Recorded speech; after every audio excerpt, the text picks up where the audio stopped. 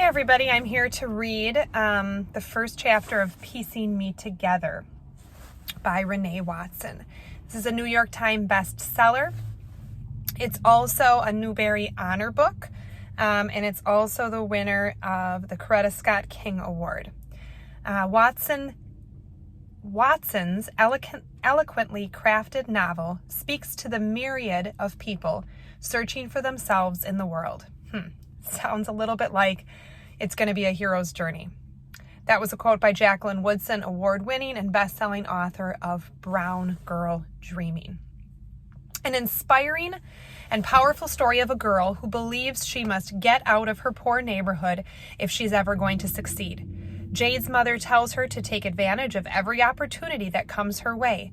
Every day she rides the bus away from her friends and to the private school where she feels like an outsider, but where she has plenty of opportunities.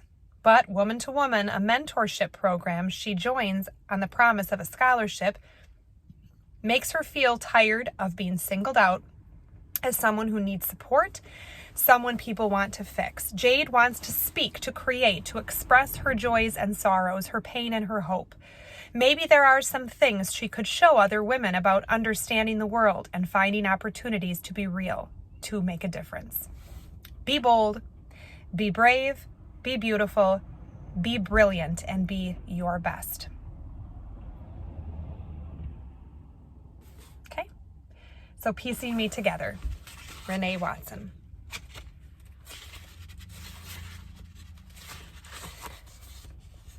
Chapter 1. Espanol, Spanish language.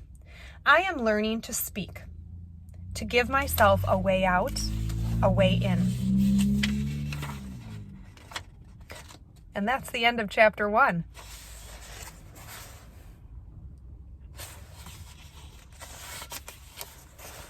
Chapter 2. Tener éxito, to succeed. When I learned the Spanish word for succeed, I thought it was kind of ironic that the word exit is embedded in it. Like the universe was telling me that in order for me to make something of this life, I'd have to leave home, my neighborhood, my friends. And maybe I've already started.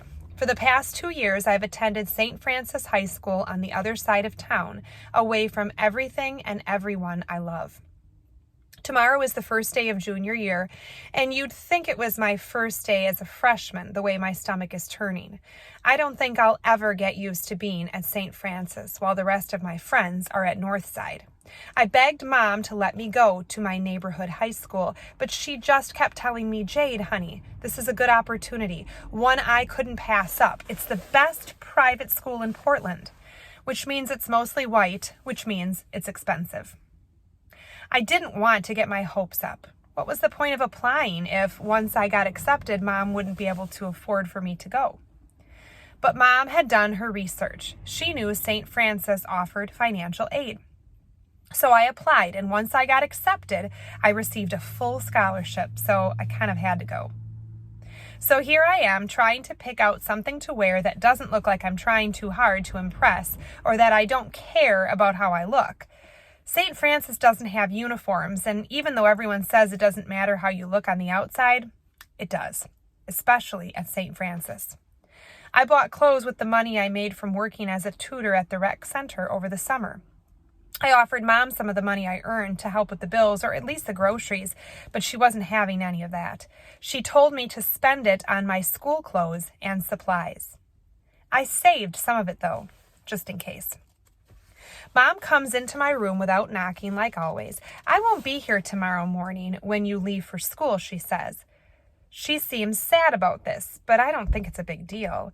You won't see much of me this week. I'm working extra hours. Mom used to work as a housekeeper at Emmanuel Hospital, but she got fired because she was caught stealing supplies. She sometimes brought home blankets and the small lotions that are given to patients. Snacks, too, like saltine crackers, juice boxes. Then one of her coworkers reported her. Now, Mom works for her friend's mother, Miss Louise, a rich old lady who can't do much for herself. Mom makes Miss Louise breakfast, lunch, and dinner, gives her baths, and takes her to doctor's appointments.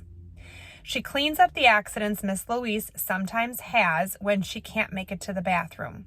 Miss Louise's daughter comes at night, but sometimes she has a business trip to go on, so Mom stays. I know Mom isn't there just to tell me her schedule for the week, because it's posted on the fridge. That's how we communicate. We write our schedules on the dry erase board and use it to let each other know what we're up to. I close my closet, turn around, look at her, and wait. I know what's coming. Every year since I started at St. Francis, Mom comes to my room the night before school and starts to give me the talk. Tonight, she's taking a while to get to it, but I know it's coming. She asks questions she already knows the answers to. Have I registered to take the SATs yet? And am I still going to tutor at the rec now that school has started? And then she says, Jade, are you going to make some friends this year? Here it is, the talk. Really, Mom? Yes, really. You need some friends. I have Lily. You need friends who go to St. Francis. You've been there for 2 years. How is it that you haven't made any new friends? Well, at least I haven't made enemies, I said. Mom sighs. I have friends there, Mom. They're not just my best friends. It's not like I go to school and sit all by myself in the cafeteria. I'm fine, I tell her. Are you sure, Mom asks? Because I swear, it's like if you and Lily aren't joined together at the hip, you act like you can't survive. Mom doesn't understand that I want to have Lily to look at when something funny happens, something that's only funny to us. Our eyes have a way of finding each other no matter where we are in a room, so we can give each other a look that says, did you see that? But at St. Francis, I don't have anyone to share that look with. Most things that seem ridiculous to me are normal there. Like when my humanities teacher asked, who are the invisible people in our community? Who are the people we as a society take for granted? Some girl in my class said her housekeeper. It wasn't that I didn't think she took her housekeeper for granted. It was that I couldn't believe she had one. And then so many of the classmates nodded like they could all relate. I actually looked across the room at the only other black girl in the class, and she was raising her hand, saying, she took my answer. And so I knew we'd probably never make eye contact about anything. And I realized how different I am from everyone else at St. Francis. Not only because I'm black and almost everyone else is white, but because their mothers are the kind of people who hire housekeepers, and my mother is the kind of person who works as one. Lily would get that. She'd look at me and we'd have a whole conversation with only our eyes. But now I have to wait till I get home from school to fill her in on all the crazy things that these rich people say and do. Mom keeps on with her talk. I really wish you'd make at least one friend, a close friend, this year at your school, she says. Then she says goodnight to me and walks into the hallway, where she turns and says, almost forgot to remind you, did you see my note on the fridge? You have a meeting with Mrs. Parker during lunch tomorrow. On the first day of school? About what? Mom shrugs. She didn't give me details. Must be about the study abroad program, she says with a smile. You think so?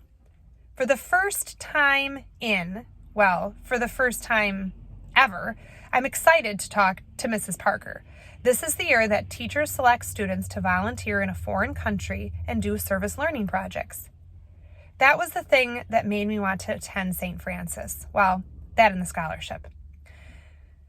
When we met with Mrs. Parker, my guidance counselor, I think she could tell I was not feeling going to school away from my friends. But she knew from my application essay that I wanted to take Spanish and that I wanted to travel, so she said, Jade, St. Francis provides opportunities for our students to travel the world. She had me at that. Of course, she didn't tell me I'd have to wait until I was a junior. Mrs. Parker always has some kind of opportunity to tell me about. Freshman year, it was an essay writing class that happened after school. Sophomore year, it was the free SAT prep class that met on Saturday mornings.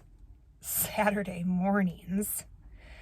She likes to take me downtown to the Arlene Schnitzer Hall whenever there's a speaker or poet in town, telling me that I should hear so-and-so because kids in other cities in Oregon don't get these kinds of opportunities.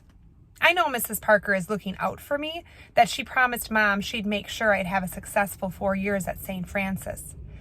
But sometimes I wish I could say, oh, no, thank you, Mrs. Parker. I have enough opportunities. My life is full of opportunities.